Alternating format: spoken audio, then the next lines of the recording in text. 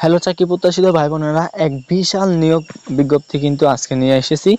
তো 1330 দারিদ্র বিমোচন ফাউন্ডেশনের নতুন নিয়োগ বিজ্ঞপ্তি অলরেডি প্রকাশন হয়ে গেছে, আপনারা দেখতে পাচ্ছেন। তো এখানে আবেদন সংখ্যা অর্থাৎ পদ সংখ্যা রয়েছে 1330টি এবং আবেদন ফি 223 ও 168 টাকা।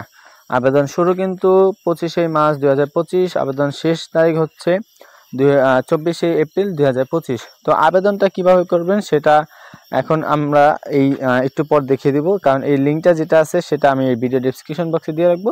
এখানে আপনি ক্লিক করবেন, ক্লিক করার পর আপনাকে অবশ্যই এরকম একটা পেজে নিয়ে আসবে। তো পেজে নিয়ে আসলে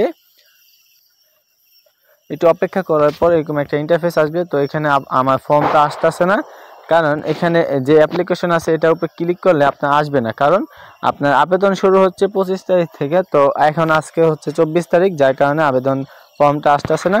তো ফর্মটা আসলে আপনার এখান থেকে পূরণ করে অবশ্যই কিন্তু এই পেমেন্ট স্টেজ আসবেন। এখানে আপনার আইডি নাম্বার দিয়ে এখানে আপনি পেমেন্ট করে দিবেন। তারপর এখানে আপনার অ্যাডমিট কার্ডটা একবারে কোনারে পেয়ে যাবেন। এখানে আপনার অ্যাডমিট কার্ডটা শো করবে। তো এখান থেকে আপনার অ্যাডমিট কার্ডটা ডাউনলোড করে নেবেন। তো পদ সংখ্যাটা আমরা এখন দেখে নেব। তো এখানে পদ সংখ্যা সবচেয়ে বেশি আছে মাঠ কর্মকর্তা, এটা হচ্ছে 1175 জন। তো এখানে অবশ্যই কিন্তু আপনাকে এটা কিন্তু সকল জেলার নারী পুরুষ আবেদন করতে পারবেন। কমপক্ষে কিন্তু এখানে আপনাকে অবশ্যই স্নাতক ডিগ্রি অর্থাৎ সিজিপিএ গ্রহণযোগ্য হবে না, কারণ যখন আপনি স্নাতক সম্মান পরীক্ষায় কোনো তৃতীয় বিভাগ শ্রেণী অর্থাৎ তৃতীয় শ্রেণী সিজিপি যখন আপনি পাবেন, তখন কিন্তু আপনার এখানে গ্রহণযোগ্য হবে না। অবশ্যই দ্বিতীয় সিজিপি পেতে হবে, তাহলে আপনার গ্রহণযোগ্য হবে। তারপর আছে এখানে উপজেলা দারিদ্র বিমোচন কর্মকর্তা, এখানে আপনার 155 জন নিবে। পদসংখ্যা রয়েছে 155। এখানে স্বীকৃত বিশ্ববিদ্যালয় থেকে স্নাতক ডিগ্রি লাগবে।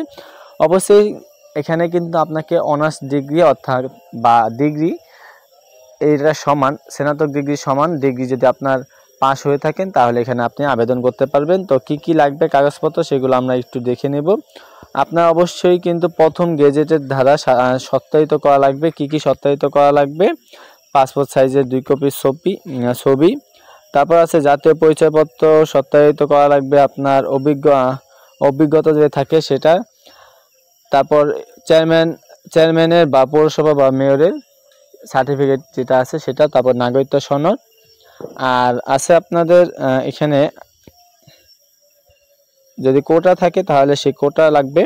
আর এখানে কিছু দেওয়া নেই। তো এগুলোই আজকে ছিল, তো আর এখানে কিছু দেওয়া নাই। তো এখন যারা আবেদন করবেন তারা অবশ্যই আমি লিঙ্কটা দিয়ে রাখবো, সেখানে গিয়ে আপনারা আবেদন করতে পারবেন। তো আজকে এই পর্যন্ত। যারা এখনো আমার চ্যানেলটি সাবস্ক্রাইব করেন অবশ্যই চ্যানেলটি সাবস্ক্রাইব করে পাশে থাকা বেল আইকনটি অল করে রাখেন, যাতে আমার পরবর্তী ভিডিও সবার প্রথম আপনি পান। ধন্যবাদ সবাইকে।